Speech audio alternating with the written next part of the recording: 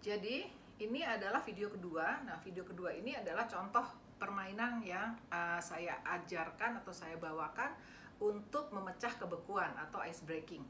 Jadi saya bilang sama anak-anak, oke, kita sekarang mau bikin game ya. Dan saya pingin kamu semua bersuara. Kalau kamu ragu-ragu bersuara, yakinkan ya, saya akan memberikan nilai pada orang yang bersuara.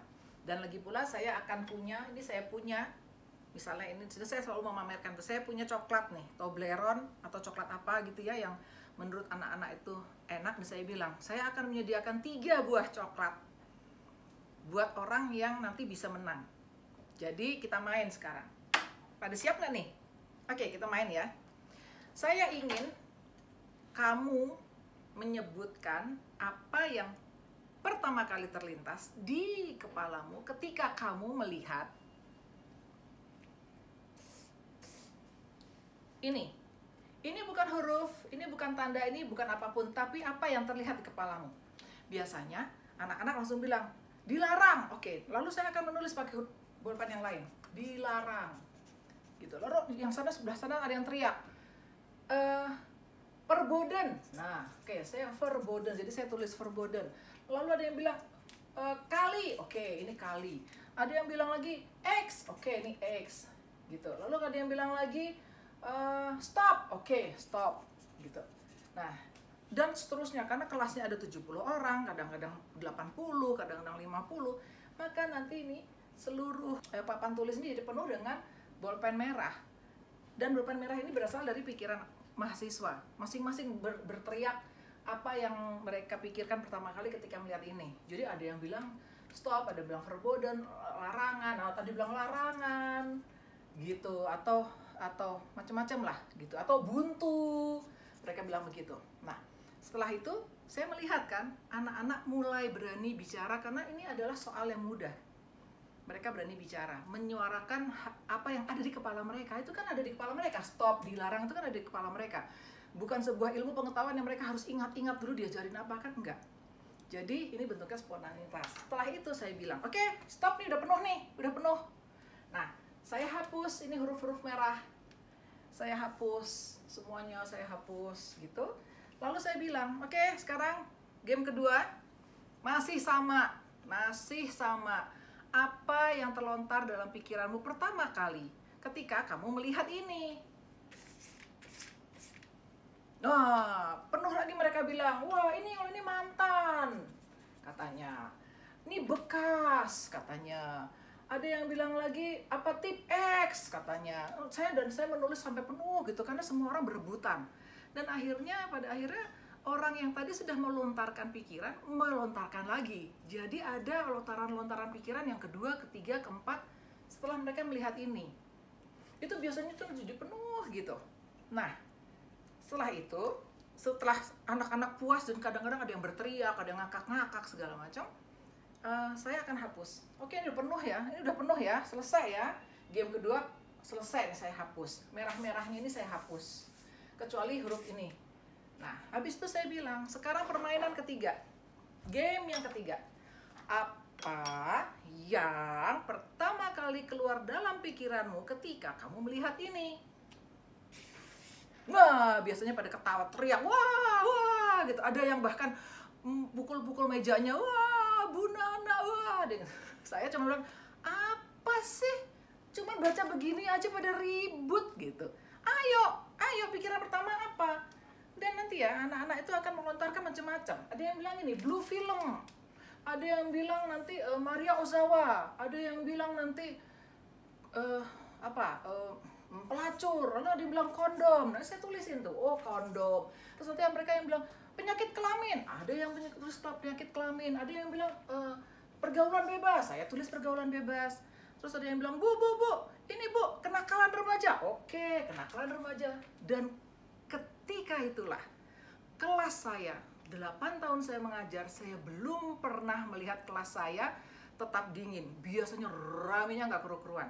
Semuanya teriak, bahkan perempuan-perempuan yang tadinya malu-malu aja semuanya ikut teriak.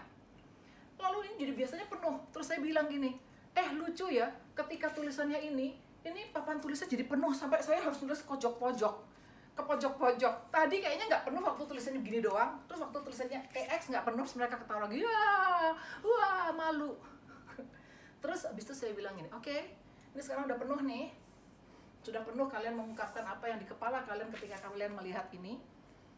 Tapi ada 3 kata yang tidak keluar, yang harusnya keluar ketika kamu lihat ini. Gitu. Terus mereka akan mikir, apa ya? Terus saya ambil lagi, nih coklat. Buat yang bisa jawab, dapat satu-satu. Pikir. Gitu. Saya akan bilang gitu. Terus mereka bilang, apa ya Bu ya, apa ya Bu? Terus dia senggol-senggol temennya. Terus nanti mereka coba lagi jawabannya apa yang lain. Misalnya mereka jawabnya gini, apalah yang lain. Misalnya hamil atau melahirkan prematur gitu. Saya tulis, tapi saya bilang tetap bukan. Tetap bukan.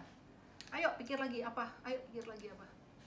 Oh, mereka biasanya habis itu gelisah, apa ya? Karena sambil saya biasanya main-mainin coklat. Dapat coklat yang bisa jawab. Siapa bisa jawab? Dan pengalaman saya sampai 8 tahun belum pernah ada satu mahasiswa pun, mahasiswi pun yang bisa menjawab. Dan kamu tahu nggak apa? Jawabannya tuh ini cuma cinta, tanggung jawab, sama siap. Nggak ada.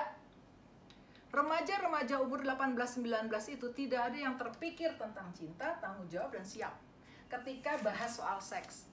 Di sini kemudian saya akan bilang sama mahasiswa, sekarang nih cewek-cewek yang di depan nih, yang di belakang-belakang juga nih, mahasiswi nih, saya mau tanya, ada yang sudah pernah ML sama pacarnya nggak? Gak usah jawab, saya cuma nanya, nggak perlu dijawab. Tapi saya mau nanya begini, ketika kamu ML sama pacarmu di umur-umur sekarang nih, kira-kira pacarmu jawabnya apa? Ngomongnya apa tuh cowok-cowok? Bilangnya gini, demi cinta, nggak apa-apa, nanti gue akan tanggung jawab. Iya kan? Terus habis itu perempuan-perempuan bisa ketawa-ketawa. Nah, sekarang kamu percaya nggak itu cowok bener-bener ngomongin cinta dan tanggung jawab tuh bener-bener kepikir nggak di kepalanya? Wong dari tadi satu kelas nih, berapa menit nggak ada tuh yang terpikir ini. Kepikirnya malah blue film lah, penyakit kelamin lah, kondom lah, ya kan? Terus habis itu beberapa cowok ngomong, ya shit, ketahuan deh. Ah shit. Nah, saya bilang, ini adalah riset yang resmi dilakukan oleh PBB. Jadi saya belajar ini dari sana. Waktu itu saya diajarin. Dan ini adalah riset yang berlaku di seluruh dunia. Semua remaja di berbagai belahan dunia, mau etnisnya apa, mau bangsanya apa, mau sukunya apa, tidak terpikir tentang cinta, tanggung jawab, dan kesiapan mental kalau bicara soal seks. Tidak ada. Jadi, kalau kamu mau menentukan memiliki seks bebas sebelum menikah, pikirkan ini. Bahwa orang yang kamu ajak melakukan hubungan seksual, di kepalanya, bahkan di kepalamu sendiri, ini para gadis tadi juga nggak ada yang kepikiran ini kan. Sadari itu, karena apa? Ketika kuis seperti ini diadakan di antara orang-orang dewasa yang sudah umur 23, 25, 27, ketika sampai di urusan seks, apa yang pertama kali mereka ingat? Kondom, proteksi, komitmen. Mereka mikirnya itu. Betul, belum ngomongin cinta loh. Mereka begitu mau nge-seks pikirnya gini, wah proteksinya mana nih? Kondom apa? Komitmen gue apa? Itu mereka mikirnya ke sana. Tapi remaja tidak. Remaja mikirnya tadi itu tadi. Permainan itu tadi. Blue film lah, apalah gitu ya, masih main-main, masih eksplorasi.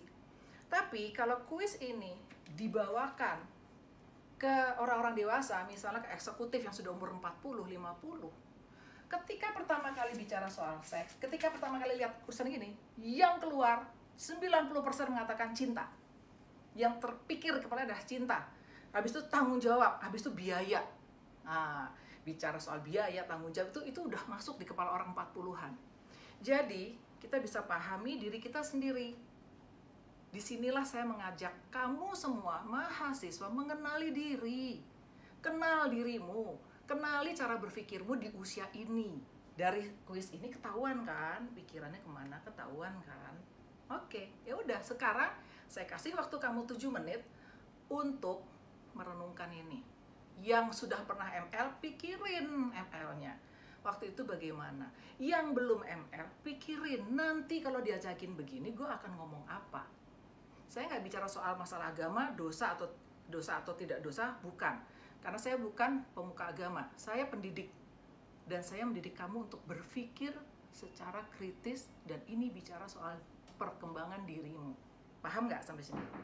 Direnungkan dulu ya, saya akan kasih waktu 7 menit. Thank you.